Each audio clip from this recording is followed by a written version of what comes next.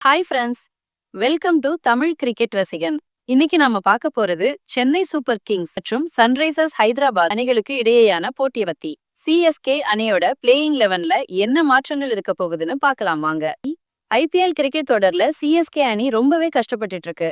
இதுவரைக்கும் விளையாடிய 8 போட்டிகள்ல 6ல தோத்து வெறும் 2ல மட்டும்தான் ஜெயிச்சிருக்காங்க. அதனால பாயிண்ட்ஸ் டேபிள்ல கடைசி இடத்துல இருக்காங்க. இனி வரப்போற எல்லா போட்டியிலையும் ஜெயிச்சாதான் பிளே ஆஃப் சுற்றுக்கு போக முடியும்.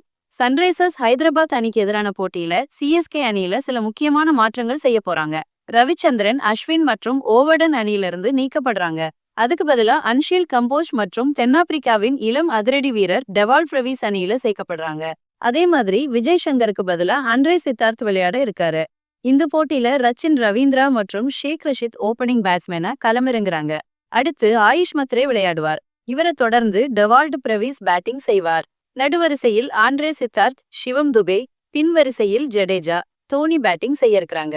அன்ஷுல் காம்போஜ், பதிரனா கலீல் அகமது வேகப்பந்து வீச்சிலும், நூர் அகமது, ஜடேஜா ஸ்பின் பவுலிங்கிலும் பந்து வீச உள்ளனர். சிவம் துபே இம்பாக்ட் வீரராக களமிறங்குவார். இந்த மாற்றங்கள் சிஎஸ்கே அணிக்கு வெற்றி தருமானு பார்க்கலாம். ஃப்ரெண்ட்ஸ், நீங்க என்ன நினைக்கிறீங்க? இந்த பிளேயிங் 11 வச்சு சிஎஸ்கே அடுத்த மேட்ச்ல ஜெயிப்பாங்களா? உங்க கருத்துக்களை கீழே கமெண்ட் பாக்ஸ்ல சொல்லுங்க. ஃப்ரெண்ட்ஸ், இந்த வீடியோ உங்களுக்கு பிடிச்சிருந்தா லைக் பண்ணுங்க, உங்க கருத்துக்களை கமெண்ட்ல சொல்லுங்க. மறக்காம நம்ம சேனலை சப்ஸ்கிரைப் பண்ணிடுங்க. அடுத்த இன்ட்ரெஸ்டிங்கான வீடியோல உங்களை பார்க்கறேன்.